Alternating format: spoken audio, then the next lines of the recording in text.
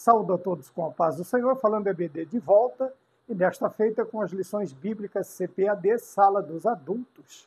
Mas antes nós vamos apresentar o novo material do novo trimestre que vai se iniciar. Como hoje nós estaremos apresentando a lição de número 13, né, a última lição do primeiro trimestre de 2025, então vamos apresentar o novo material, que traz por título geral do trimestre o Verbo se fez carne, e o Verbo se fez carne, Jesus sob o olhar do apóstolo do amor, né? João. Então está aqui a capa, né? Um bonito design, uma bonita capa, e o escritor, o comentarista deste trimestre, do segundo trimestre de 2025, é o pastor Elienay Cabral, né? Então nós teremos aí 13 lições que nos falarão sobre o Verbo que se fez carne, né? O Verbo se tornou carne, vai falar sobre a lição de número 2, o novo nascimento, lição de número 3, a verdadeira adoração, lição de número 4, Jesus, o pão da vida, a lição de número 5, a verdade que liberta, 6, o bom pastor e suas ovelhas, 7, eu sou a ressurreição e a vida, 8, uma lição de humildade, 9, o caminho, a verdade e a vida, lição 10, a promessa do Espírito, a lição de número 11, a intercessão de Jesus pelos discípulos, 12, do julgamento à ressurreição, 13 e final, a renovação da esperança. Se o Senhor nosso Deus nos der graça, então, nos der graça, né, e vida e saúde, então nós estaremos aqui permitindo Deus, na sua companhia, né, falando sobre o novo trimestre. Tá? E o Verbo se fez carne, sob o olhar do apóstolo do amor, é o próximo trimestre. Tá bem? Falando em novo e próximo trimestre, novo trimestre, eu gostaria de agradecer a cada um dos irmãos, amigos que nos acompanharam nesse trimestre, no primeiro trimestre de 2025, que Deus o abençoe, todos os irmãos que têm que têm acompanhado, comentado, curtido, compartilhado, se inscrito, né? E também as sugestões que nos são dadas, tá? Que Deus abençoe a cada um de vocês. Espero que no novo trimestre nós continuemos, né, estando na companhia de uns para conosco e também daqui para aí a mesma companhia que estamos tendo até o dia de hoje. Então que Deus abençoe a cada um de vocês. Muito obrigado, tá? Independente de denominação, nós sabemos aqui nós temos uma visão interdenominacional, tá bem? Então, eu quero agradecer a cada um de vocês, tá? E espero contar com a oração, a participação e a companhia de vocês no próximo trimestre, como eu apresentei a revista que nós temos. Como eu disse, vamos falar sobre a lição de número 13, que vai ser ministrada nas igrejas no dia 30 de março de 2025, e a lição tem o tema Perseverando na Fé em Cristo. Este tema esteve subordinado ao tema trimestral, né, em defesa da fé cristã, combatendo as antigas heresias que se apresentam como nova aparência. O comentarista desta lição foi o pastor Ezequias Soares. Que Deus abençoe, né, tanto as casas publicadoras quanto os comentaristas dos trimestres, né, e também o fornecimento, né, a preparação, o denodo destes homens, tanto daqueles que trabalham nas casas publicadoras, tanto quanto os comentaristas.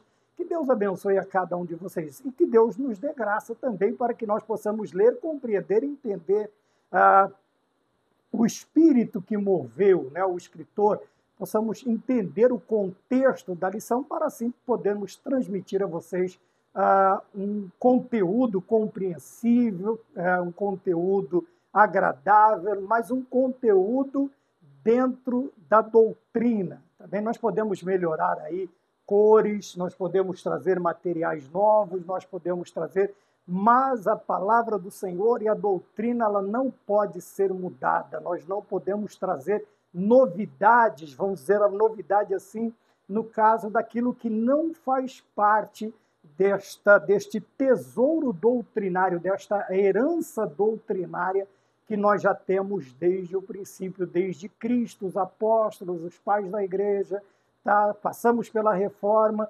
passamos pelo movimento pentecostal e chegamos até os dias de hoje. Então, isso não pode ser mudado, tá bem? Perseverando na fé em Cristo Jesus é o tema da lição. O texto áureo está na segunda carta que Pedro escreve, no capítulo de número 1, o versículo de número 9, ou na carta que leva o nome do apóstolo Pedro, no caso, a segunda carta, o texto áureo, e temos muito firme a palavra dos profetas, a qual bem fazeis em estar atentos, como a uma luz que alumia em lugar escuro, até que o dia esclareça e a estrela da alva apareça em vosso coração. Tá bem? A verdade prática nos traz a lição. A Bíblia Sagrada é o único instrumento moral e espiritual estabelecido por Deus para aferir a nossa conduta diante do Criador, da sociedade, da pátria e da família. Veja a abrangência da nossa conduta. Né? A nossa conduta não está limitada a um espaço somente, mas veja que a verdade prática ele abre um leque muito grande, né?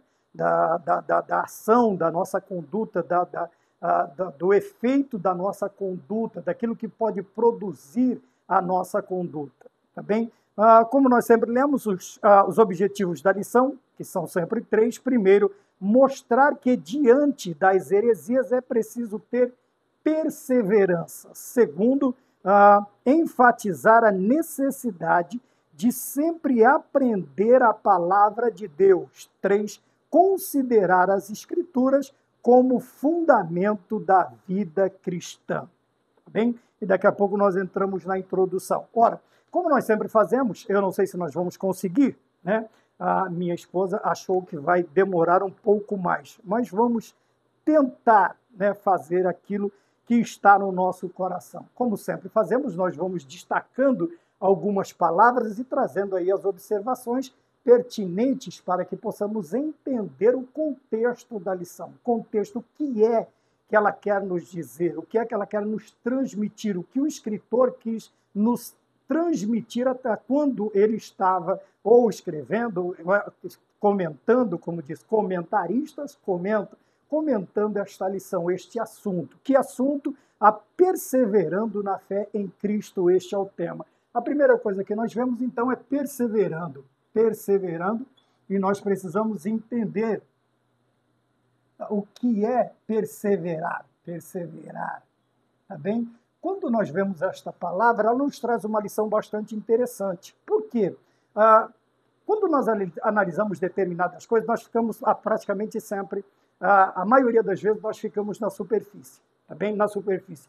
Mas a palavra perseverar, ela traz a primeira ideia do quê? De constância, ou de ser constante numa determinada coisa. Depois nós temos também o ser persistente. Tá bem? E por último, a persistente. E no último caso, não desistir jamais. Não desistir jamais. Não desistir. Tá? Em hipótese alguma, não desistir jamais, de maneira alguma, por mais difícil que o caminho pareça.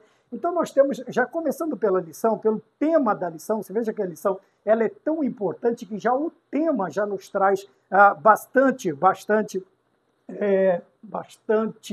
instrução. Veja que tudo isto tem que ser destinado a quê? À fé. Veja que a fé, então, é o objetivo desta perseverança, de sermos constantes, de sermos persistentes, de não desistir jamais na fé. Veja, não desistir, perseverando na fé em Cristo. Tá bem? Uma outra, esta fé, ela está direcionada a quem é o objetivo da nossa fé? Cristo Jesus. Tá? Já a partir do momento que nós estamos estudando, nós temos que ver que a fé, nós temos ela, como eu sempre digo, tá bem? Aquela fé é o escopo doutrinário que nos foi dado, a doutrina, e também a fé sobrenatural como diz o escritor aos Hebreus, no capítulo de número 11, ele vai dizer que a fé é o firme fundamento das coisas que se esperam, é a prova das coisas que se não veem.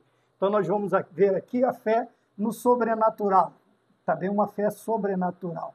Então, nós temos aqui dois tipos, não dois tipos de fé, mas entendendo a questão. Veja, tanto a doutrina que nos foi ensinada por Cristo e pelos apóstolos, quanto a fé que nos faz ver, que nos faz sentir, que nos faz continuar, que nos faz perseverar e não desistir, independente de vermos ou não. Ora, a fé naquilo, a esperança, o apóstolo Paulo diz que a esperança naquilo que nós vemos não é esperança. Então, esta fé é uma fé sobrenatural, é onde nós estamos seguindo, como o pai Abraão nos ensinou, saindo da terra de seu pai, da sua parentela, e indo para um lugar para onde o Senhor lhe mostraria. Então, esta fé aqui é uma fé que faz nos mover independente se vemos o caminho ou não.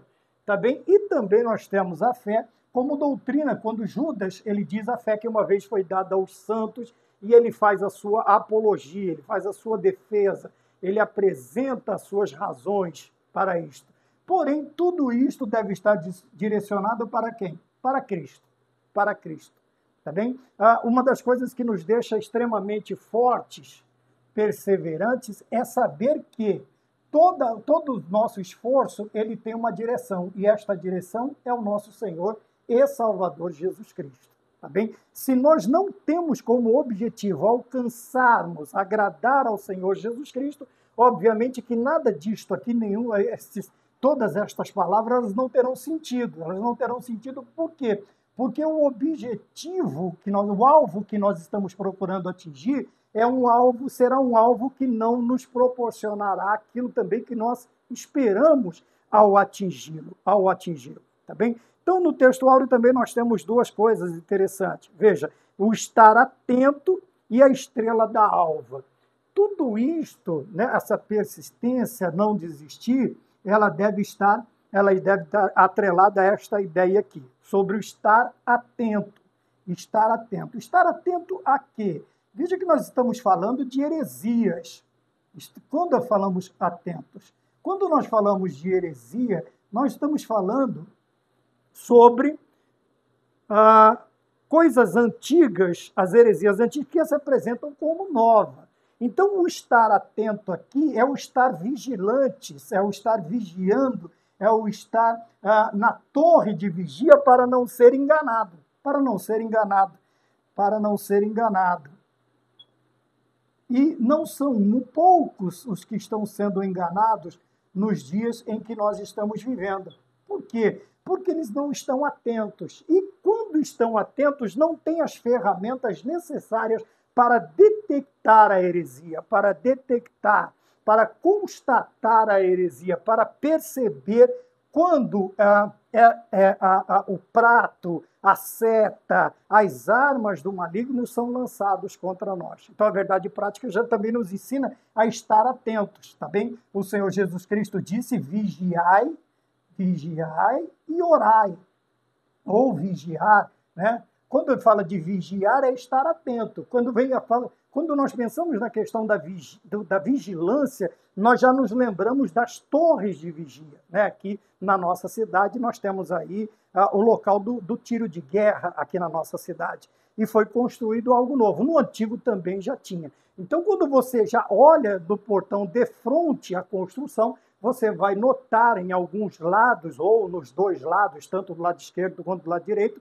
as torres de vigia. O que faz ali? O soldado que está ali, de dia ou de noite, ele tem que estar atento a todas as coisas. Ele não pode permitir que nenhuma coisa estranha, que nenhum corpo estranho, que ninguém estranho ao ambiente, ele consiga acessar este ambiente. Então, esta vigilância, ele vai alertar, obviamente, como ele está no alto, se não houver mais nenhum,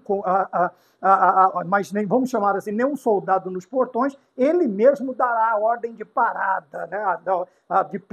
De proibição de entrada. Senão, ele vai comunicar, se ele estiver distante, ele vai comunicar a portaria ou o portão principal, e os vigias que estão nas portas, eles não vão permitir. Tá bem? Então, nós temos essas duas tarefas. Tá bem? Estarmos atentos de dia e de noite, constantemente, veja, constantemente, perseverando, vigiando na fé, e também o objetivo também da vigília é alertar.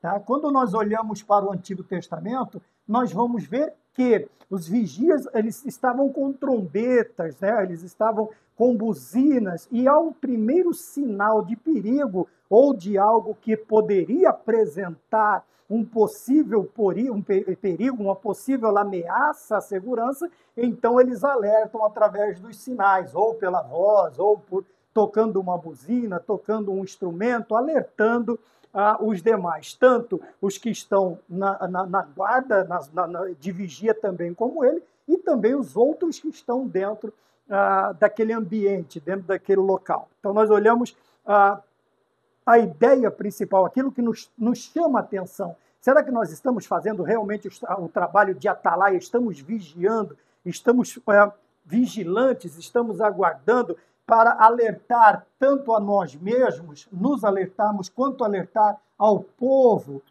chamar a atenção do povo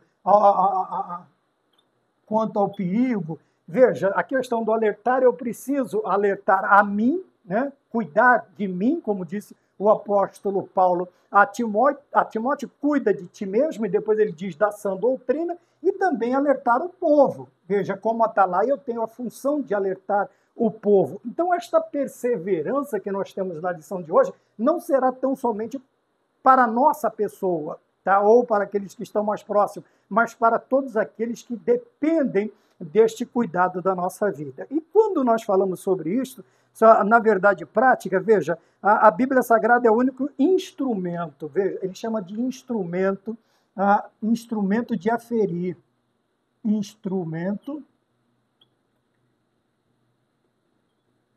de aferir. Hoje eu vou procurar fazer do sistema diferente. Um instrumento de aferir. Quando nós falamos sobre isso, veja, a Bíblia, ele está falando obviamente da Bíblia, é o único instrumento moral e espiritual estabelecido por Deus para aferir a nossa conduta. Veja que há um propósito na Bíblia em nossa vida. Quando nós falamos de aferir, lembra, nós olhamos aqui, vamos trazer dois exemplos fáceis de assimilar. Primeiro, veja, nós temos a aferição da pressão arterial, né, do PA. Quando você vai passar por uma triagem, você vai até um ambiente da saúde, seja um consultório, seja numa UPA, seja no AME, seja na Santa Casa, você vai passar pelo processo da triagem. O que é isto? Ele vai aferir, né, ele vai conferir algumas coisas, como está a sua pressão arterial, se você é uma pessoa vamos dizer assim, diabética, eles vão medir a sua glicose, a sua glicemia. Veja bem, então, quando nós falamos de instrumento de aferir, nós já nos lembramos, primeiro, para aferir a pressão, você vai ter aquele instrumento que é colocado no seu braço, né? É pressionado, é dado uma determinada pressão, né, no seu braço, e ali vai ser contado os batimentos cardíacos, a hora que começa, a hora que termina, que para de se ouvir, para quê? Para conferir a sua pressão arterial. E nós temos também os termômetros, tá bem? Os termômetros. Termômetros. Quer dizer, estes aqui já têm por finalidade medir a temperatura do lugar, tá? Então, falando nisso também, você tem o termômetro, tanto para o termômetro para o calor do dia, vamos dizer, para medir a intempérie, o calor, né? Intempérie. E temos também os termômetros para a temperatura humana, né? Vamos chamar assim para ficar mais claro, humana. né? Aquele que nós colocamos ou na boca ou embaixo das axilas. Para quê? Para medir a temperatura. Quando nós falamos de instrumentos de aferir, eu vou trazer estes dois exemplos, mas mais ou menos nós temos uma ideia. Mas, obviamente, que para medir a conduta do cristão, qual é o instrumento de aferir? É a Bíblia Sagrada.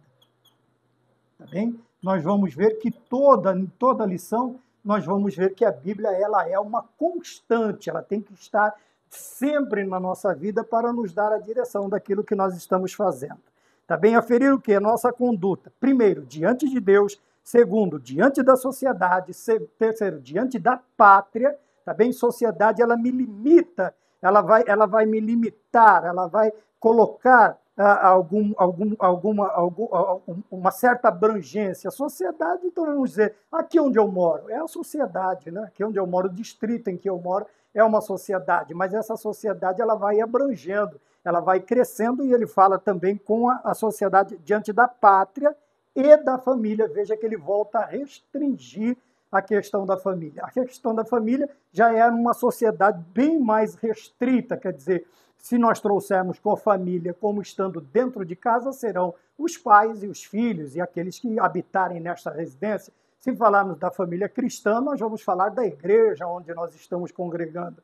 Quer dizer que em todos esses sentidos nós precisamos tomar cuidado ou termos a Bíblia para aferir. É ela quem vai medir a nossa conduta no meio das pessoas, a nossa conduta. Então não adianta eu querer comparar o meu modo de vida, o meu padrão de vida com os que estão em determinados lugares, mas que não tem a Bíblia também como seu aparelho de aferir, vamos dizer assim, aquilo que a Bíblia ensina. Tá? Eu já falei isso outras vezes, é lógico, se eu for pesar a minha conduta, comparar a minha conduta com aqueles que não servem a Deus, que estão lá fora, infelizmente, como eu já estive também entregue aos vícios, entregue a isso, obviamente a minha conduta parecerá uma das condutas mais excelentes na face da terra. Porém, veja, esta conduta ela tem que ter por base, tenho que aferir esta conduta através da Bíblia. Eu tenho que aferir esta conduta através da Bíblia. E, obviamente, que quando a Bíblia é o espelho que vai refletir a minha conduta, eu já não estarei tão bem assim. Já não estarei tão bem assim. E é por isso que nós precisamos ser constantes e persistentes, não desistir, perseverar o quê? Na fé. Porque quando perseveramos, nós vamos crescendo na fé, nós vamos crescendo nessa esperança, nós vamos crescendo nesta conduta, nós vamos, através da fé, crescendo na presença bendita de nosso Senhor Jesus Cristo e destas áreas da sociedade que foi colocada e que foi exposta dentro da verdade prática. Mas, irmão Maurício, a fé, então, ela aumenta? Veja que um pai que tem o seu filho atirado no fogo, e quando o Senhor liberta, o único pedido que ele faz para o Senhor Jesus Cristo é isso: ajuda-me na minha incredulidade. Outras versões dizem assim: aumenta-nos a fé. Aumenta-nos a fé. Veja, a fé que vai aumentando é esta aqui. A cada momento que nós passamos e vamos convivendo com os milagres de Deus, nós vamos crescendo na fé. Cada vez que a minha fé, lembra de uma música? Cada vez que a minha fé é provada, tu me dás a chance de crescer um pouco mais. Então, quer dizer que esta fé ela vai aumentando a partir do momento em que eu vou exercitando a minha fé no sobrenatural, a minha vida no sobrenatural. E vai conhecer a minha confiança em Deus, ela vai aumentando também a partir do momento em que eu vou experimentando a doutrina, o ensino da palavra de Deus, as promessas do Senhor que estão dentro das Sagradas Escrituras, e a minha vida vai sendo construída, a minha fé vai sendo construída. Aqui no caso ela aumenta, aqui no caso ela é construída, uma fé sólida para quê? Quando as heresias passarem ou estiverem próximos de mim, eu terei pelo menos o mínimo de condição para combater esta heresia, para combater. Porque eu estou tanto firme na fé sobrenatural, esperando em Deus, quanto na fé como doutrina para combater as heresias. Eu vou ter pelo menos um panorâmico daquilo que as Sagradas Escrituras me ensinam. Tá bem? Vamos apagar esta aqui, vamos para mais outra parte, nós vamos continuar falando sobre a perseverança na presença de Deus, tá bom? A perseverança na fé em Cristo Jesus. Veja que eu vou repetir mais uma vez que esta fé, ela tem uma direção, ela tem um objetivo, ela tem um alvo, assim, tudo assim como tudo aquilo que o crente vai fazer, ele precisa ter um propósito. Quando aprendemos da pessoa bendita de nosso Senhor Jesus Cristo, e tanto também no plano de Deus para a salvação da humanidade, nós vamos ver que ele tem propósito. Em todos os tempos ele teve propósito. Ele teve um objetivo, ele teve um alvo. E a nossa vida também não pode ser desprovida de propósito. Não podemos viver a vida de qualquer maneira. Ao Deus dará, o vento leva, né? Como diz uma música aí fora, que eu não vou citar, que eu não gosto. Então veja desse determinado pensamento. Porém, quando nós olhamos para os objetivos da lição, nós vamos ver a palavra perseverança de novo no mostrar que mostrar-se diante das heresias. Por quê? Quando nós vemos o aumento, nós temos a tendência de nos entristecer, tá bem? Quando nós vemos o aumento da iniquidade, o amor de muitos esfriando, quando nós vemos o aumento da violência, quando nós vemos o aumento de tudo aquilo que é de ruim, quando se tem um determinado afastamento de Deus e da sua palavra, a tendência do justo é ele entristecer, óbvio. Porém, nós precisamos manter esta perseverança, porque nós precisamos também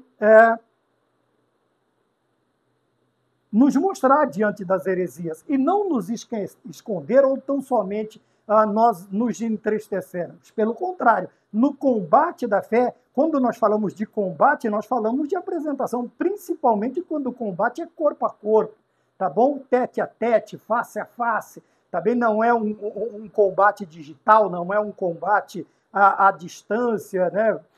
Vamos dizer assim, não é uma fé teleguiada, mas muitas vezes nós teremos que estar ali de corpo presente no campo da batalha das heresias eu estou falando, tá bem? Então nós precisamos aprender depois a necessidade de aprender com a palavra de Deus. Obviamente que tudo aquilo que nós vamos fazer tem que estar baseado nas Sagradas Escrituras, e o terceiro, considerar as Escrituras como fundamento, não somente tê-la, mas também usá-la como base, como fundamento, como alicerce para tudo aquilo que nós vamos fazer, lançar, construir, edificar, né? A fé como eu disse aqui, a fé é uma construção. Então nós precisamos, toda construção, ela precisa de quê? De um alicerce bastante sólido, para que ela não venha a ruir, para que esta fé não venha a ser abalada, pelo menos, e ao extremo de ruir, de desabar, de cair, de se perder tudo aquilo que foi feito. Tá bem? Quando nós falamos sobre isso, veja, na introdução nós temos aqui que todas as religiões mundiais e também os movimentos dissidentes, quer dizer, aqueles que estão em desacordo, em discordância, né, divergem em opinião, este é o sentido da palavra dissidente. Nós vamos ver que cada um deles, quantas religiões que nós conhecemos que têm os seus próprios escritos, né? Nós temos as Testemunhas de Jeová, nós temos os Mormons, nós temos, né, que são aqueles membros da Igreja de Jesus Cristo, do Santo dos Últimos Dias, que são conhecidos por Mormons, nós temos os Testemunhas de Jeová, nós temos muitas religiões que têm aí o seu escrito sagrado. Para nós do cristianismo, primeiro, quando nós olhamos para isto, qual é a fonte de autoridade para que a gente possa enfrentar as heresias? Como nós já dissemos, a Bíblia Sagrada, ela é a fonte de autoridade. Por que ela é autoridade? O que dá autoridade à Bíblia? Ou o que dá autoridade, o que chancela esta autoridade, esta capacidade de poder falar, basear, estar, ser usada, ser apresentada, ser colocada como alicerce? Nós vamos ver esta autoridade o quê? Na sua origem. E quando falamos da origem da Bíblia, nós pensamos do quê? Origem, nós falamos de princípio, de onde se parte alguma coisa, de onde se começa alguma coisa, de onde vem alguma coisa. Tá bem? E qual é a origem das Sagradas Escrituras? Obviamente, é Deus e também o quê? Os cerca de 40 homens que foram inspirados pelo Senhor. 40 homens, a inspiração né? Aí homens é com S, né? Com NS, homens, os 40 homens, e tudo isto aqui dentro do quê? Da inspiração divina. Quando nós falamos de autoridade, inspiração.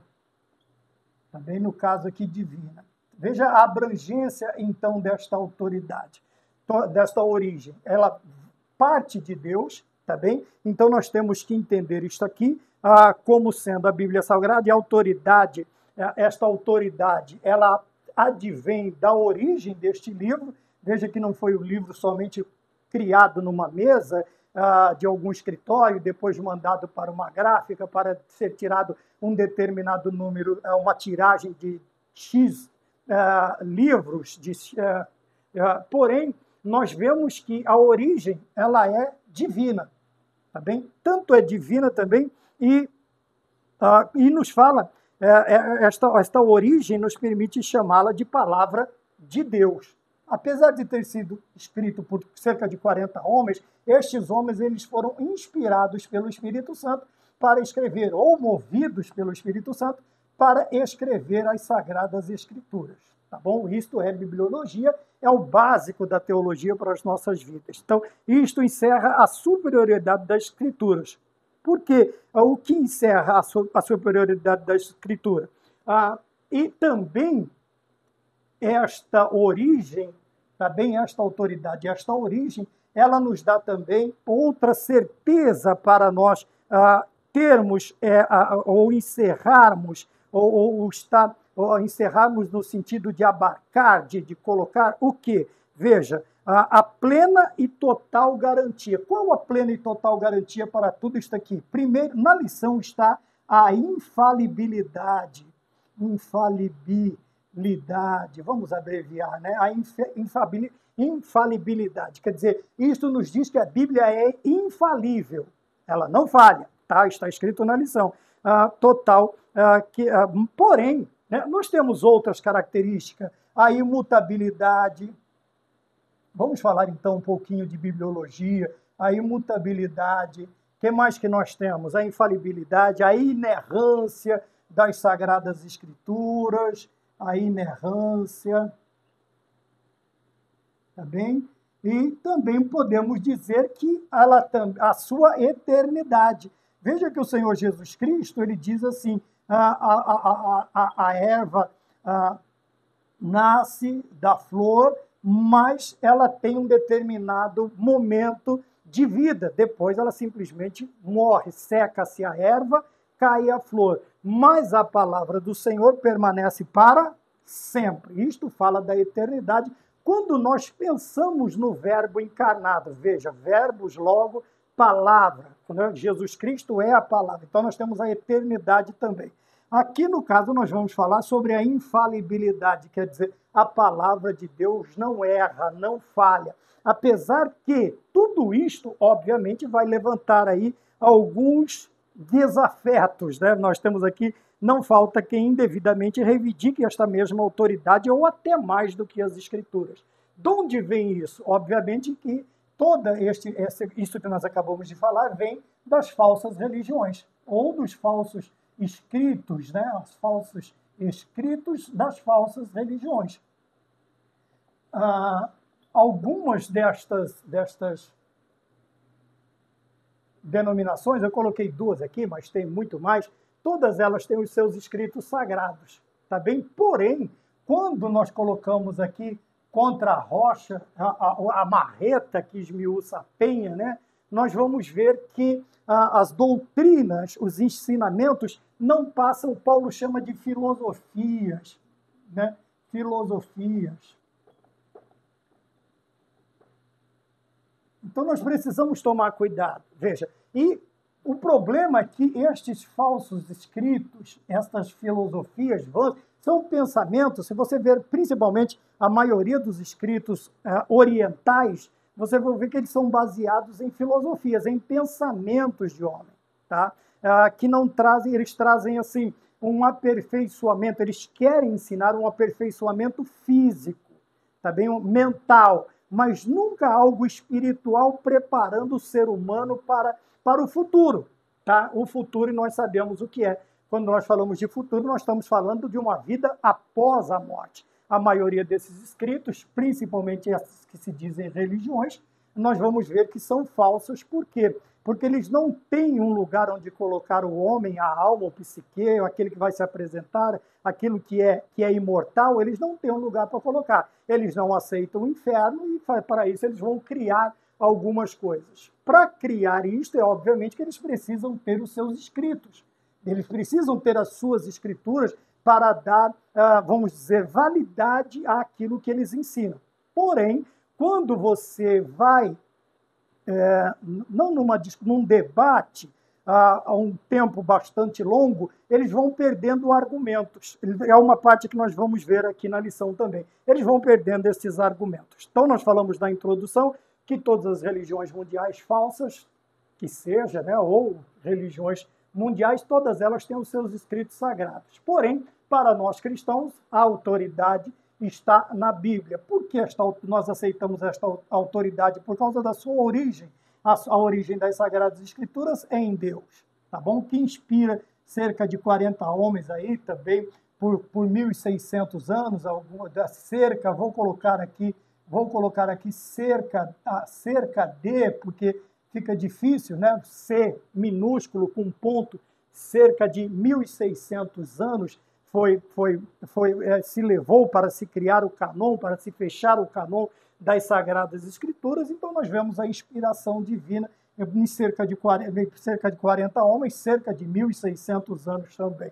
E toda esta autoridade está também baseada o quê? Na infalibilidade. Eu coloquei a imutabilidade, a inerrância, a eternidade das Sagradas Escrituras, para nós engrossarmos mais o caldo. Mas a lição está falando da infalibilidade. Isso quer dizer que a palavra de Deus não falha. Não falha. Não tem como ela falhar. Apesar de alguns colocarem alguns pontos, alguns apresentarem alguns argumentos, não fatos, argumentos de que a Bíblia se contradiz, de que a Bíblia erra, de que Jesus Cristo falhou, de que Jesus Cristo errou.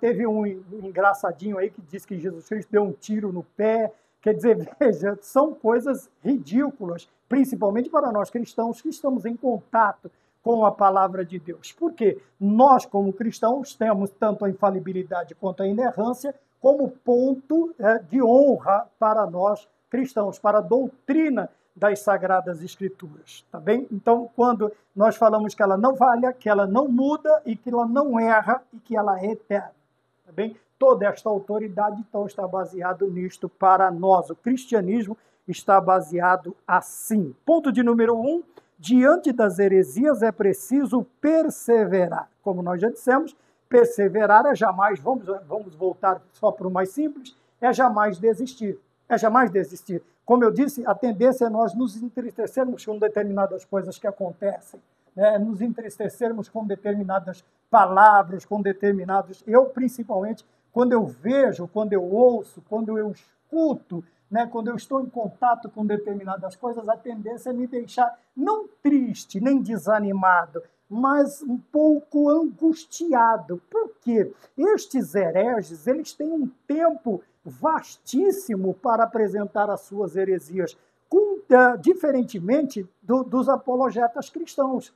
Por quê? Veja, é um período de 1 hora e meia, 2 horas na igreja, seja num culto de doutrina, na escola bíblica dominical, ou até mesmo no nosso caso. Se a aula passa um pouco mais, nós já vemos aí um certo movimento, uma certa agitação, porque o povo parece que não tem tempo para estar prestando atenção nas Sagradas Escrituras.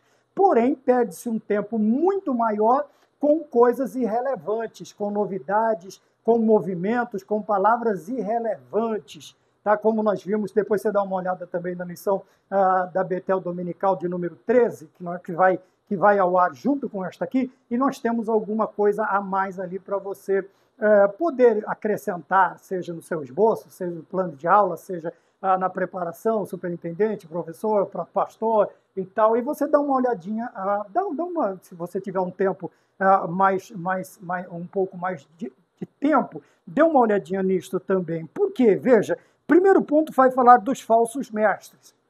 E dentro deste parágrafo, nós vamos ver que é citado as duas cartas que Paulo escreve a Timóteo, que obviamente são chamadas de cartas pastorais, porque elas têm elas são designadas a uma pessoa. E também ele faz a citação da carta que foi enviada a Tito. São as três, vamos dizer assim, os dois pastores que Paulo coloca, né? Tito em Creta para colocar em boa ordem as coisas que ainda faltam e constituir presbíteros de cidade em cidade, e Timóteo também ele coloca ali para determinadas coisas. São duas observações interessantes que nós vemos na carta que Paulo, na primeira e na segunda, ele vai chamar a atenção do quê? De que haverá um tempo em que não suportarão a sã doutrina. Veja, e depois ele fala, pregue a tempo e fora de tempo, redarguas, inste, corrija.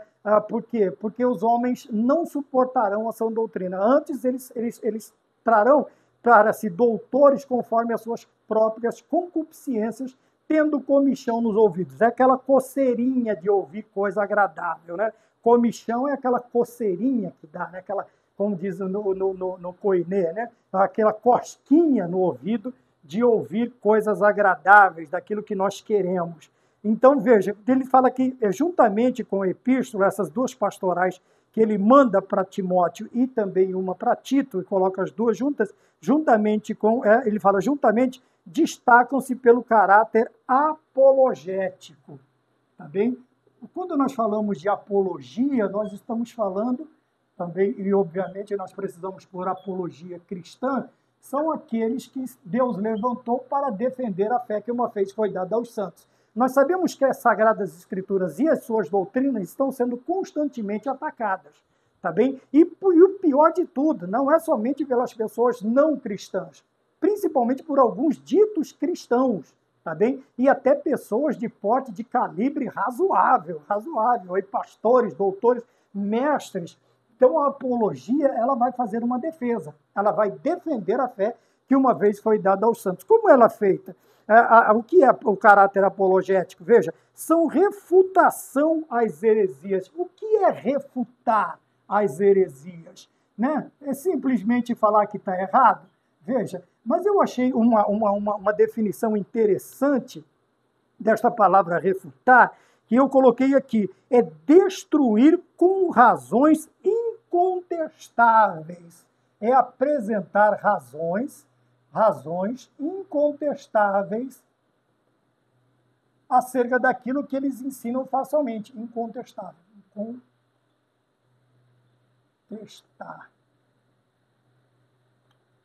Contestável. Razões. É apresentar razões. Como eu disse, eles vão apresentar aí as suas razões. E nós vamos apresentar razões incontestes. Quer dizer, são razões que não se pode contestar. Por quê?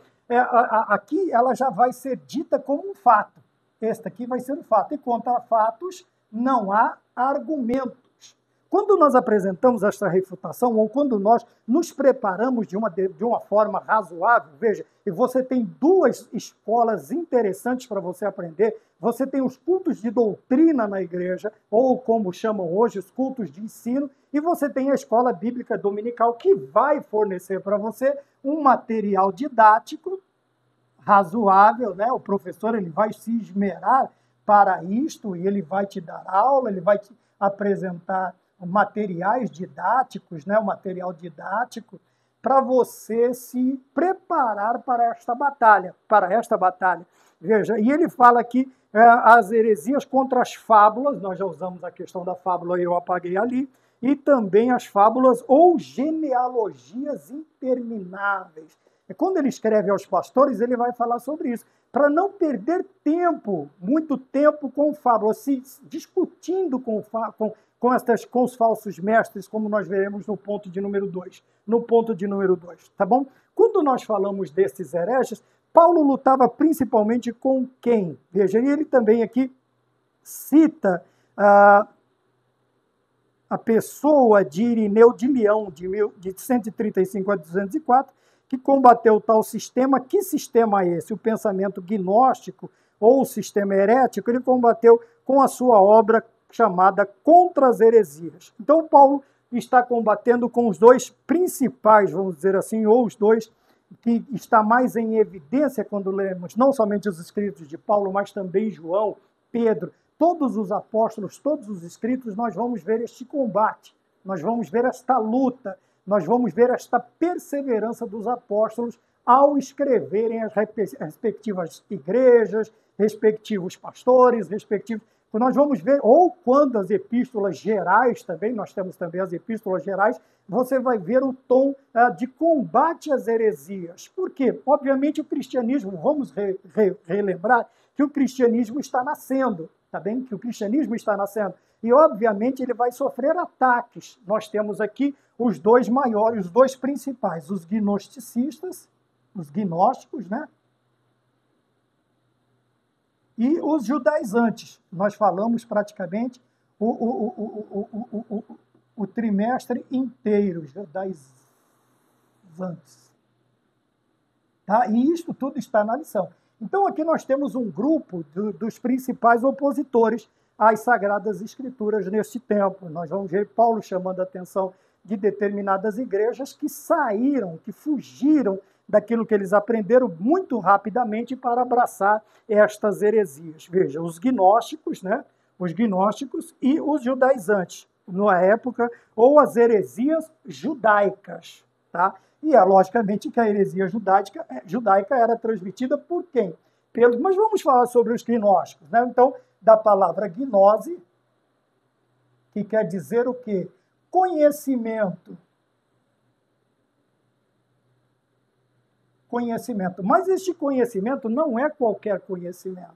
É um conhecimento especial, espiritual. E também é um conhecimento que não é fornecido, não é dado a qualquer um, vamos assim dizer. Só era esse conhecimento, só alcança esse conhecimento da gnosis, né? Ou gnosis, né? Vamos chamar de gnosis. Vamos pôr um I e um S aqui. Gnosis é um conhecimento especial, um conhecimento espiritual que somente é dado a pessoas especiais. Não eram todos que obtinham este conhecimento.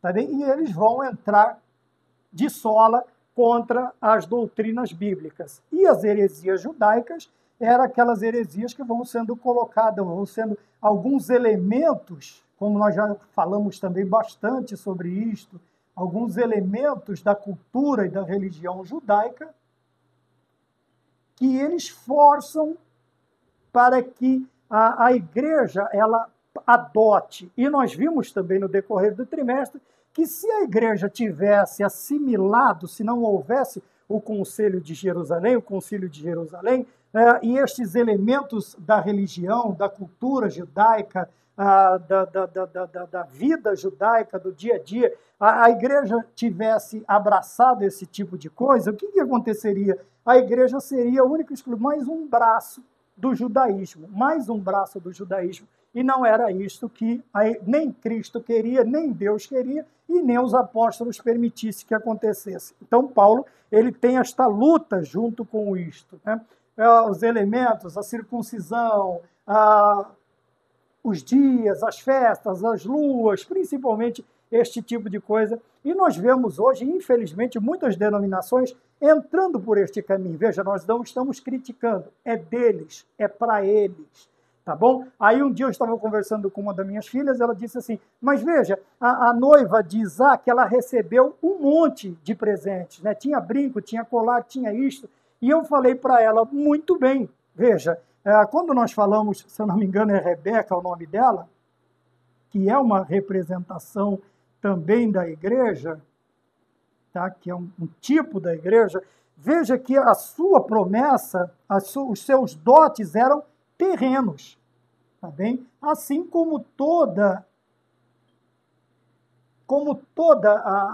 as promessas para Israel são promessas terrenas. Eu disse para ela, porém, veja que o amigo de Abraão, ele vai e manda presentes de ouro, de prata, de bronze, manda muitos presentes, principalmente de ouro.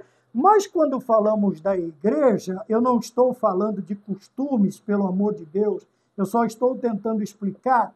Veja, quando nós falamos da igreja, o amigo, que é o Espírito Santo, como que ele vai enfeitar? Quais são os presentes que o Espírito Santo dá para a igreja? Porque, primeiro, A igreja ela tem que ter uma visão celestial, tá? A nossa visão não é terrena, nós não somos daqui, nós estamos de passagem, tá bem? Então, Rebeca, ela recebe presentes terrenos. A igreja recebe presentes espirituais, que são os dons. Este é o adorno da igreja. Este é o adorno, eu estou falando da igreja, não estou falando das pessoas, de doutrina secundária, não estou falando de costumes, eu estou falando de dom, estou falando de uma lição que nós precisamos aprender. Por quê? A visão de Israel é terrena, a visão da igreja é celestial. Tá bem? Então, aquela representação de toda aquela riqueza que ela recebe, nós temos hoje o completo entendimento que toda a riqueza que Deus nos dá como a noiva do Cordeiro, a igreja do Senhor, são os dons espirituais. São estes dons que nos enfeitam, que nos preparam para o encontro do noivo. Tá bom? Nós falamos, então, do ponto de número 1, diante das heresias, e é preciso perseverar. O ponto de número 1, os falsos mestres, tá bem? O ponto de número 2 vai falar sobre uma experiência apostólica, tá? Então nós precisamos primeiro tomar cuidado por causa de tudo isso aqui. Por que a apologia? Para refutar. O que é refutar? É apresentar razões incontestáveis, ou no caso, nós vamos apresentar fatos de uma tal maneira que não tem como contestar, não tem como debater. Nós vamos ver as pessoas perderem realmente a linha. Por quê? Porque eles não conseguiram apresentar isso, vão até um determinado ponto. Depois dali eles começam a se embaraçar, se contradizer e levantam bravos da mesa e vão embora, eles não vão conseguir discutir. Tá bem? Quando nós apresentamos isto, quando nós aprendemos dentro, principalmente com Deus, mas também com os setores que a igreja disponibiliza para nós aprendermos. Eu falei do culto de doutrina, né, do culto de ensino, e falei da escola bíblica dominical. É ela quem vai nos fornecer este material didático, é ela quem vai nos fornecer esta didática, ou as lições didáticas para nós apresentarmos como fatos. Por quê? Porque nós vamos ver que o ataque ele é constante. Paulo tinha os gnósticos, Paulo tinha as falsas... as fábulas judaicas, as heresias trazidas pelos judaizantes. O que nós chamamos de judaizantes? Estes aqui, eles se convertiam ou fingiam uma conversão único e exclusivamente para tumultuar dentro da igreja. Fazendo o quê? Querendo inserir, lógico, eles não queriam algo que aparentemente para eles seria mais um braço para combater o judaísmo. Não é isto, a igreja não está para combater o judaísmo. A igreja ela vai combater as heresias judaicas, as fábulas judaicas que são trazidas para o meio da igreja através dos seus elementos. Nós vimos em algumas áreas aí, né? Alguns já estão aí dirigindo culto de kippá, estão dirigindo com chale, estão colocando... Daqui a pouco eles vão querer construir a roupa sacerdotal, toda a roupa, né? O éfode, a estola sacerdotal, o turbante e tudo aquilo mais. Se bem que tem em algum lugar que já existe isso. Tá bem? Coisas que não acrescentam nem como doutrina e nem acrescenta também como espírito, não aumenta a espiritualidade do povo. Tá bem? São coisas meramente visíveis. E a fé, nós nos movemos pelo invisível. Nós acreditamos no inacreditável. Nós tocamos o intangível. Veja, agora, a partir do momento que você vai num determinado lugar, que você precisa apresentar elementos, tá, visíveis para que as pessoas creiam, Paulo diz que isso não é esperança, não é fé. Então, nós precisamos tomar cuidado. Tá bem? Precisamos tomar cuidado com isso. O ponto de número 2, a experiência apostólica, ele vai elogiar o pastor Timóteo na realidade por causa de sua perseverança. Mas o interessante é que nós vemos que nos momentos de maior perseguição, as primeiras perseguições do apóstolo Paulo, Timóteo não fazia parte da trupe, não estava em companhia de Paulo, ele não estava, segundo a declaração da lição. Veja, nos tempos mais difíceis, o versículo de número 2, o tempo tão difícil, e na doutrina, o apóstolo elogia a perseverança de Timóteo na fé e na doutrina em tempos tão difíceis. Mas, se nós prestarmos atenção, a lição também vai nos ensinar que Timóteo não estava lá. Timóteo não estava lá.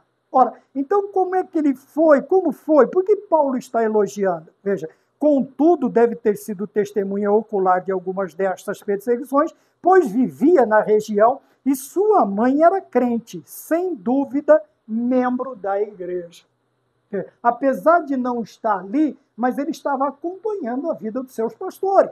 Ora, tanto é que quando vai falar, Paulo vai falar entendendo isso, ou a lição vai falar deste querer, de uma determinada situação, ele vai trazer o quê? De quem você tem aprendido. Ele vai falar da avó, vai falar da mãe, e também do próprio Paulo, do próprio apóstolo. Este aqui era o grupo de obreiros, de professores de Timóteo. Era o grupo de obreiros que estava com Timóteo, tá bem? Então, ele fala, ele traz a ideia de que, apesar de não estar no contexto, inserido naquele contexto, Timóteo acompanhava, meio que de longe, tudo o que estava acontecendo com o apóstolo, ou com os apóstolos, ou com a igreja, as perseguições, as lutas, né, as oposições, e agora ele elogia a perseverança de Timóteo, quer dizer, ele não desistiu, chegou ao ponto de assumir um determinado campo por causa desta perseverança, de não desistir, da sua constância, tá bem? Da sua persistência.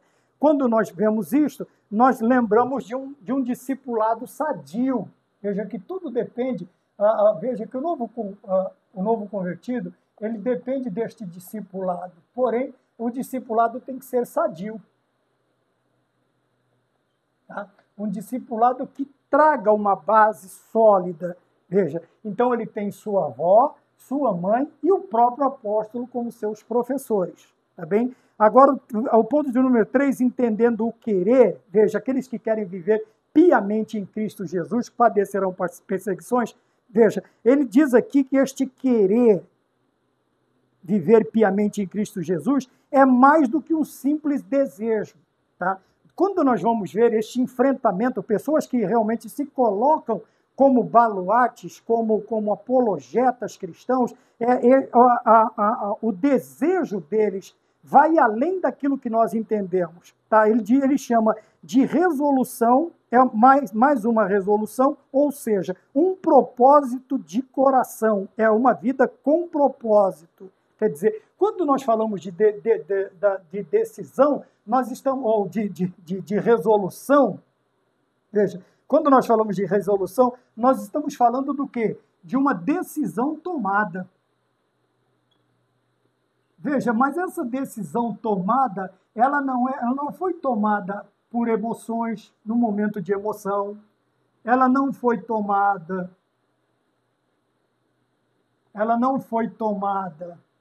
tá? Emoção, ela não foi tomada no momento de raiva, querendo fugir, escapar de todo mundo, não. Ela foi tomada após, veja como está escrito aqui, após deliberação. Por isto,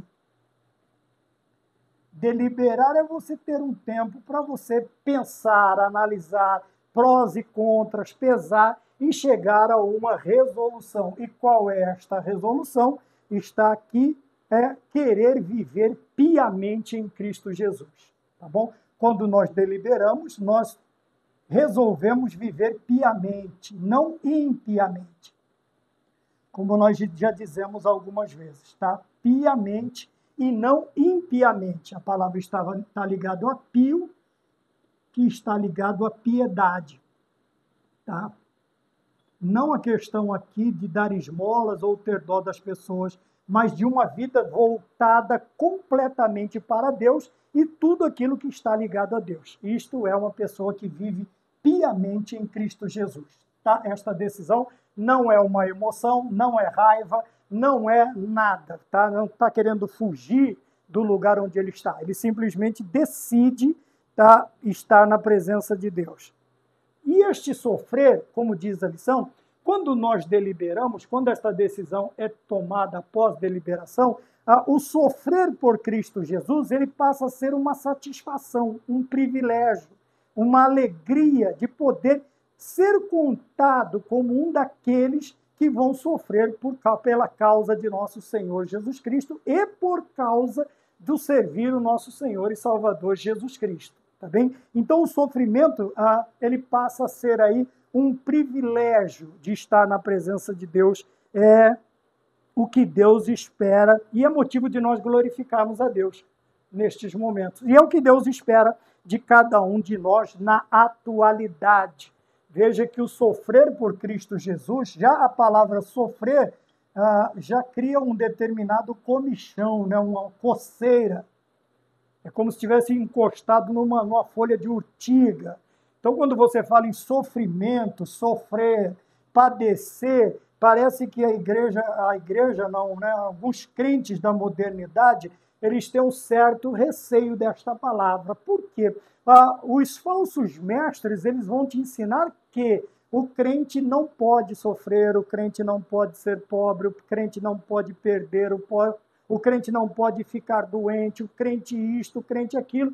Mas de quando em vez esses pregadores simplesmente desaparecem. E eles voltam depois, talvez quando recebem a cura, eles voltam para continuar com a sua luta em espalhar determinadas heresias, tá bom? Nós vimos isso antigamente no movimento dos 12, muitos movimentos apareceram aí, né, principalmente na década de 1990, 1980, 1990, nos anos 2000, nós vimos muito falar sobre isso aí. Tá aí a igreja, logo as convenções, elas se posicionaram, assim como os apóstolos se posicionaram contra as heresias, as convenções também, né, de todas as religiões, de todas as igrejas, denominações sérias, elas se opuseram a estas heresias, tá bom? E também vamos falar da característica dos falsos enganadores. Veja, o termo usado pelo apóstolo é enganador e impostor.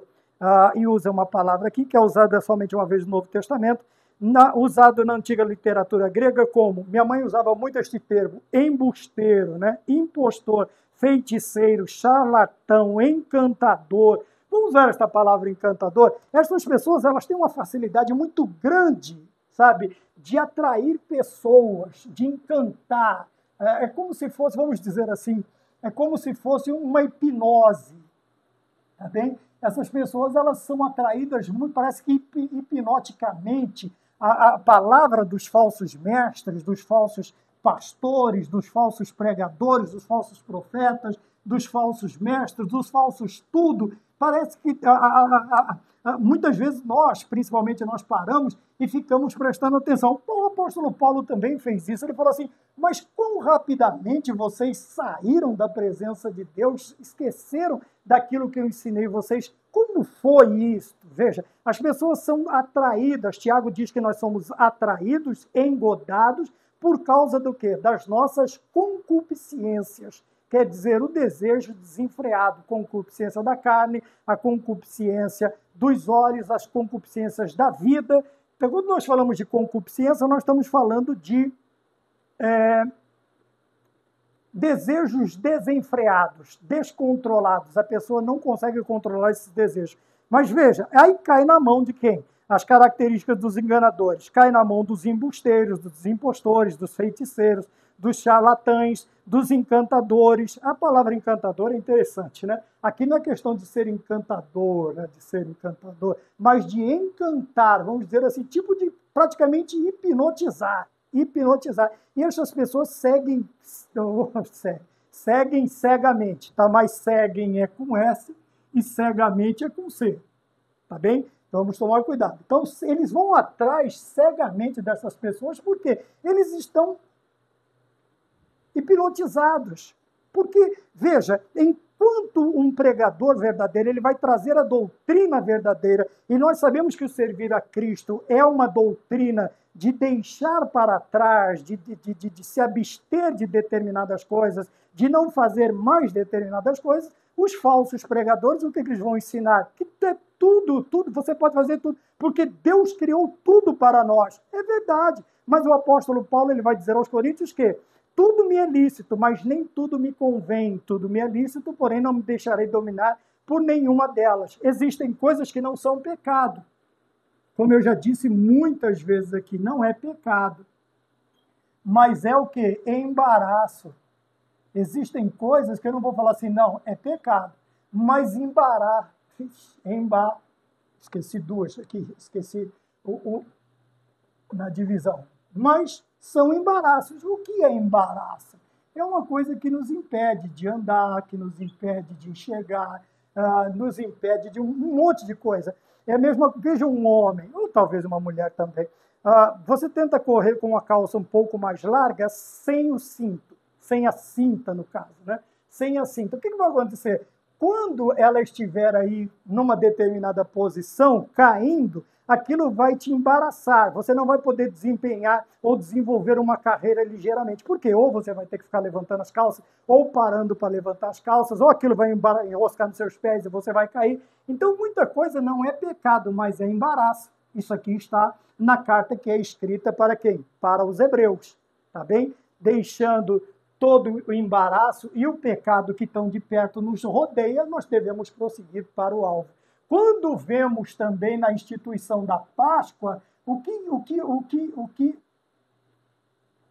que Moisés ele determina? Cajado na mão, sandália nos pés, lombos cingidos e comer apressadamente. Vai ter que ser rápido. Então, nada pode me embaraçar, nada pode me prender, nada pode não permitir que eu desenvolva uma velocidade razoável para fugir.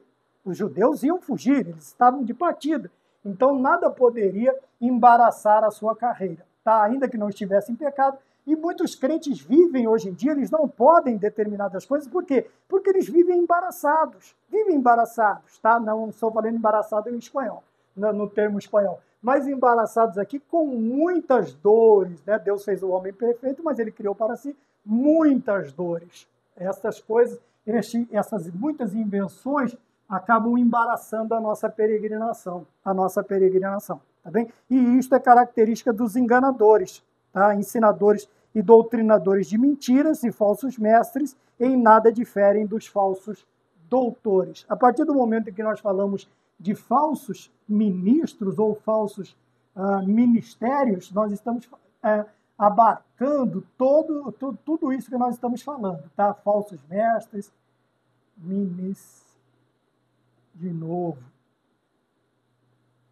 ministérios, tá bom? Aqui já não vamos falar só de pessoas, mas os seus ministérios são falsos, tá bem? Os seus ministérios, naquilo em que eles trabalham, são falsos, tá bom? Ponto de número 2, nós temos aqui 3 verbos interessantes: aprender, inteirar-se e saber, tá bom? Então nós vamos retornar, né? O escritor ele vai falar que a fonte de autoridade de aprendizado de Timóteo é o quê? A Bíblia. Nós já falamos sobre isso. Então a Bíblia deve ser a fonte. Tá? Fonte de informação, fonte de autoridade, fonte para beber. Você pode escolher o termo, mas todos eles têm que ser a Bíblia. Tá bem? Nós não podemos fugir disso aqui. E ele fala sobre isso. Tá bem? As Sagradas Letras, as Sagradas Escrituras. Tá bem? Ele vai trazer alguma definição aqui no grego também, a palavra tinon, que dá as seguintes traduções, sabendo quem foi os seus mestres, conhece aqueles de quem você aprendeu. Eu já falei sobre isto também quando falei da mãe Eunice e da avó Lloyd de Timóteo, e também do próprio apóstolo Paulo. Então ele conhece, ele tem a fonte, tá, de autoridade, e ele tem também o quê? Os seus instrutores, que não são falsos mestres, tá bem? Os seus instrutores. Então, a sua avó Lloyd, a sua mãe Eunice e o seu pastor Paulo. Permanecendo, então vamos mais adiante, que já tratamos alguma coisa sobre isso, permanecendo firme nas Escrituras, nas Sagradas Letras. Então, por que Paulo chama a atenção? Principalmente por causa de 2 razões. Primeiro, Timóteo sabia de quem tinha aprendido, acabamos de falar aqui dos seus professores, e também a letra B ele coloca aqui como, porque são as Sagradas Letras os escritos. Então, por causa da fonte e por causa dos seus instrutores, como nós já falamos aqui, tá bem? Porém, a lição principal que nós temos aqui é por que Paulo chama a atenção de Timóteo sabendo de quem aprendeu? Veja que Paulo vai entrar na vida de Timóteo a partir de um determinado momento. Mas a sua mãe e a sua avó trazem eles desde a infância. Então, qual é a lição fundamental aqui? Instrui a criança no caminho que ela deve andar e até a sua velhice ela não se desviará dele. Preste atenção. Então, a importância da educação para as crianças no caminho do Senhor, desde a infância, ela é importantíssima. Tá? Essa instrução desde a meninice. Instrutores desde a meninice. Desde a infância, então, desde a infância.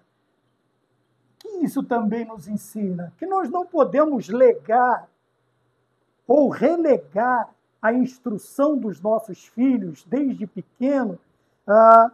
Nós não podemos deixá-los sem instrução.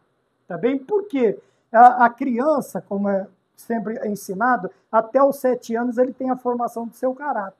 Ele tem a formação do caráter. E, obviamente, que o que ele vai ver dentro de casa, o que ele vai aprender dentro de casa, é o que vai fazer parte de suas características pessoais, do seu caráter. Então, nós não podemos nos esquecer que a responsabilidade da educação são dos pais. Ainda que nós usemos como, não uma desculpa, mas apresentemos o nosso trabalho, a nossa vida corrida, nós precisamos, é imprescindível que o pai e a mãe separem um tempo para estar com seus filhos. Tá bem? Principalmente na questão de transmitir as doutrinas cristãs para a sua vida. Porque lá fora eles vão bater. Né? Eu vi até esses dias uma coisa que eu achei interessante, um debate, tem um determinado movimento social aí, e agora as crianças é chamado no diminutivo. Quer dizer, eles estão formando essas crianças para serem futuros adeptos desse movimento, que nós sabemos que usa violência, que usa de invasão, você mais ou menos você já sabe o que é. Né? E as suas invasões, às vezes ela é feita com violência, tá bem? Mas tem lá no mundo, você vai ver que tudo começa na infância. Se você olhar determinados grupos étnicos, ele vai ensinar desde a criança desde pequena. O judeu tinha por costume colocar as mãos sobre o ventre da esposa gestante e ler alto as Sagradas Escrituras do Antigo Testamento, para que a criança, a ideia de que a criança pode ouvir no ventre, na formação, isto é interessante. Porém, veja, desde a infância é o momento em que várias coisas vão tentar atingi-la. Várias coisas, né? Movimentos, ideologias.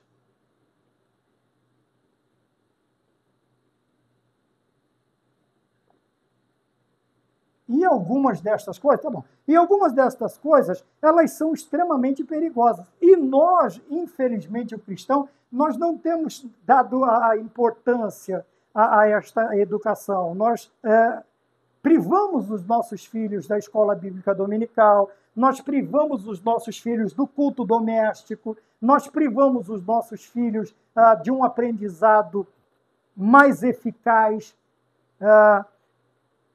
em relação à vida cristã, a ser um cristão.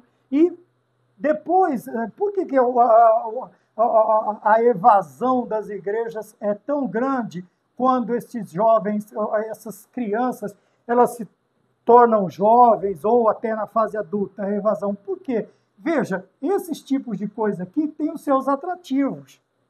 Tá? E quando nós falamos de doutrina, nós falamos de coisa que muitas vezes não é tão agradável. Né?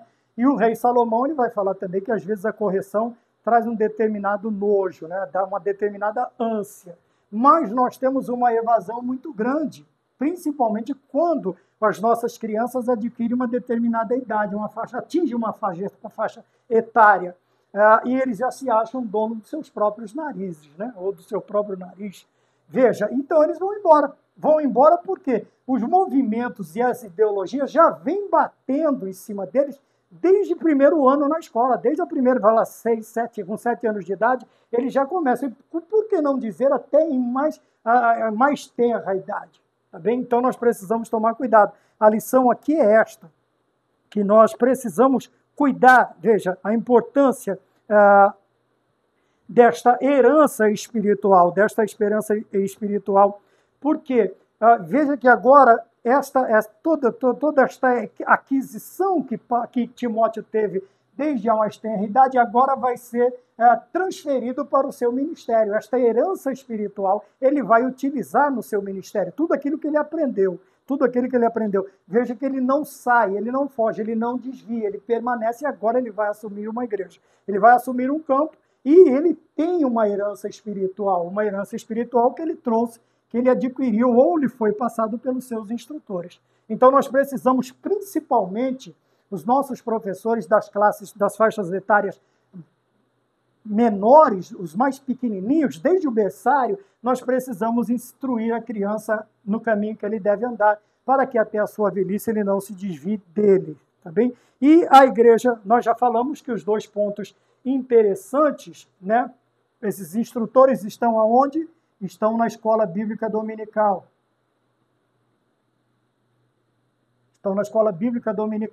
E também vou um pouquinho mais além, estão nos cultos de doutrina. Se o professor não participa do culto de doutrina, se o superintendente não participa, vai ficar difícil para ele instruir, vai ficar difícil. Também, principalmente nas doutrinas primárias ou os costumes da doutrina secundária da sua denominação. Então, o professor ele tem que ter, por característica, gostar de aprender. Todo professor tem que gostar de aprender. Então, a escola bíblica, ela completa a educação que é dada em casa. Tá bom? Então, não é obrigação da escola, não é obrigação da igreja, mas educar, ou o primeiro combate na educação, a primeira ação tem que ser dentro de casa.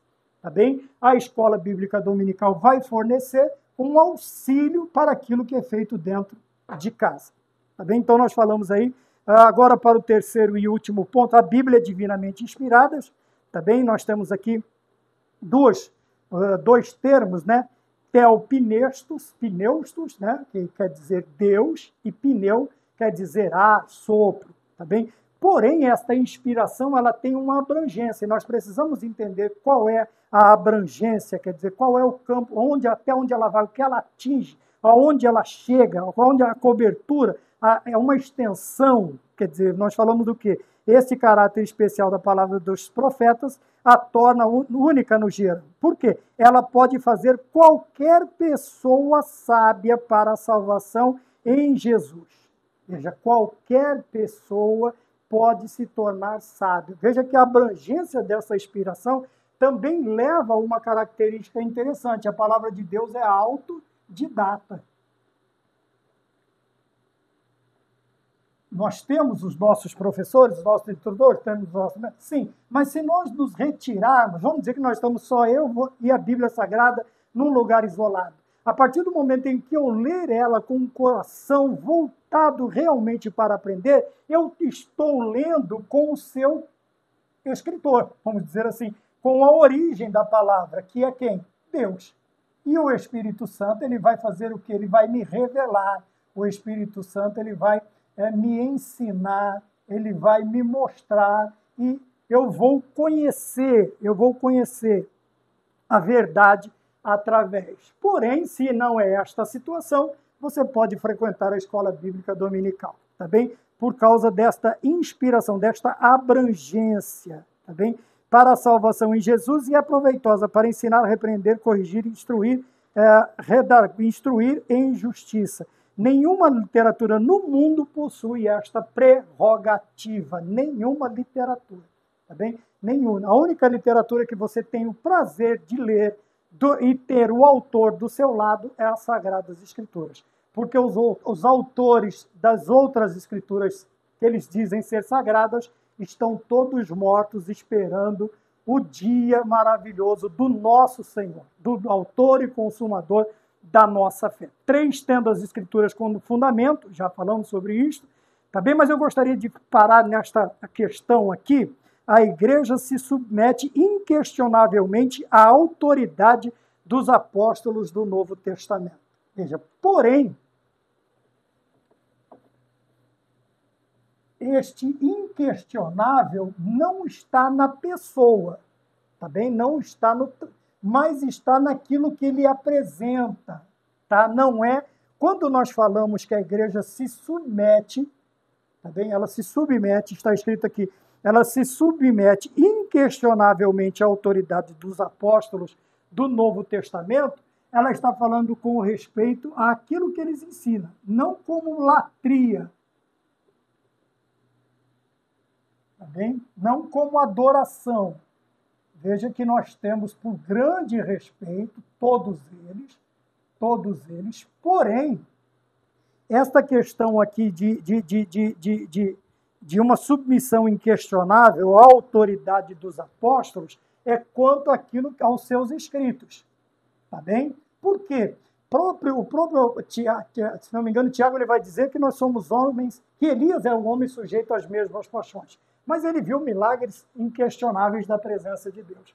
Porém, esta submissão, quer dizer, estar debaixo de uma missão, de um ensinamento, não vai beirar a latria, não vai nos levar à adoração, não vai nos levar a uma veneração, né? Não vai nos levar a uma dulia, não vai nos levar a uma adoração, pelo contrário, respeito, né? Nós temos um grande respeito e isso nos leva a não questionar o quê? Veja, isto é uma forma de reconhecer definitivamente o Novo Testamento como escritura inspirada.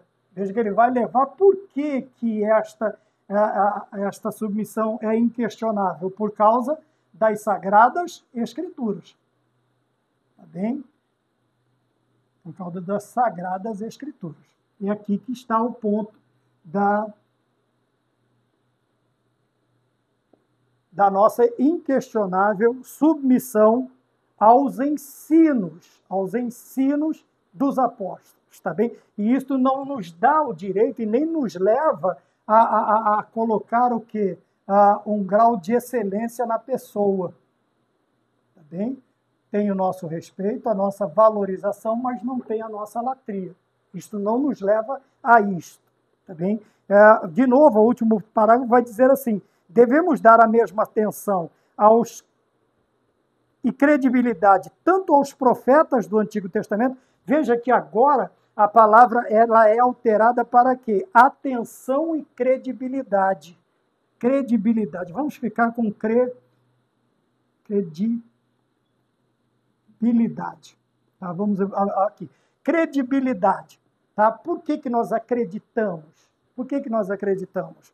Porque é as Sagradas Escrituras. Vamos voltar à origem, vamos voltar à fonte, vamos voltar à autoridade das Sagradas Escrituras. Por que tudo isso? Por que esta credibilidade? Porque as Sagradas Escrituras, a fonte é Deus, né? E nós vemos que a sua inerrância, como nós falamos no início, ela nos dá toda esta segurança desta submissão inquestionável à autoridade. A autoridade do que os apóstolos disseram, não somente os profetas do Antigo Testamento. Tá bem? Então vamos lá. Mas o contexto da expressão paulina, abrangência, agora abrangência. O ponto de número 2 fala da abrangência, quer dizer, a cobertura, a extensão, até onde vai esta autoridade, né? Nós vamos ver que o contexto da expressão paulina, toda a escritura é inspirada por Deus, não restringe, quer dizer, não limita. Quando eu faço isso aqui, ó, pronto, eu coloquei limites. Só vem até aqui, só vai até aqui. Não restringe apenas ao Antigo Testamento. E sabemos disso porque a intenção do Espírito Santo é mostrar que se trata dos 66 livros, principalmente, né? Estamos falando da nossa Bíblia, da Bíblia, 66 livros da Bíblia. Tá bem? Para vos lembrar das palavras primeiras foram ditas pelos santos profetas, o mandamento do Senhor e Salvador mediante os seus apóstolos. Veja, então ele coloca aqui no mesmo grau de autoridade tanto os profetas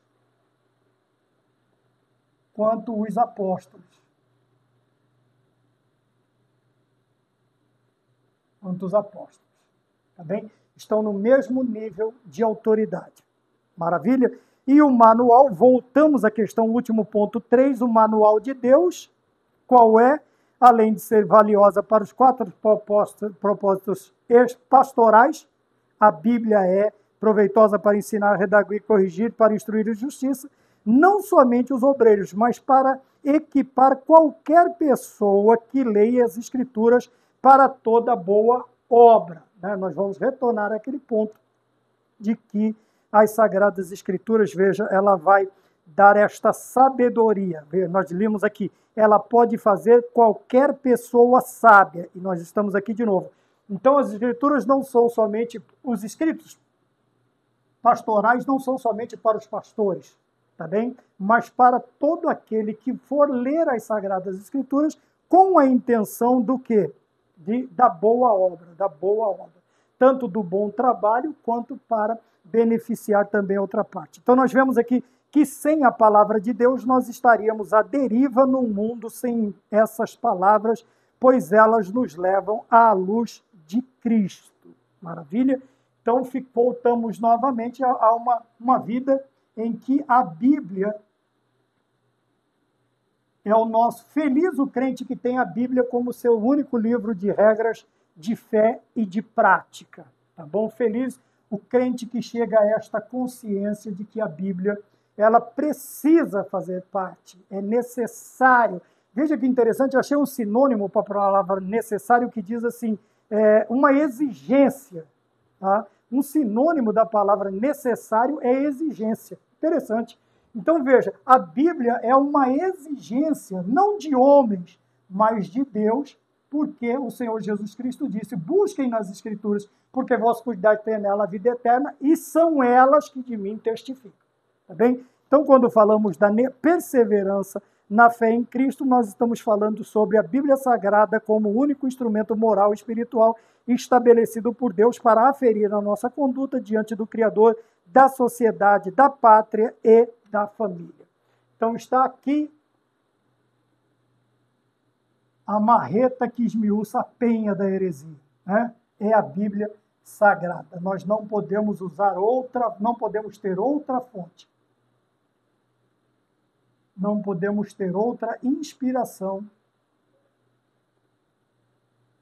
que não venha das letras das Sagradas Escrituras. Amém? Falamos aí da lição de número 13, espero ter contribuído, convidando novamente para o segundo trimestre, né? Se você tem gostado daquilo que está sendo proposto por este canal, nos acompanhe no próximo trimestre, né? Onde nós estaremos falando sobre o Verbo que se fez carne, sob o olhar do apóstolo do amor, que é a lição do próximo trimestre.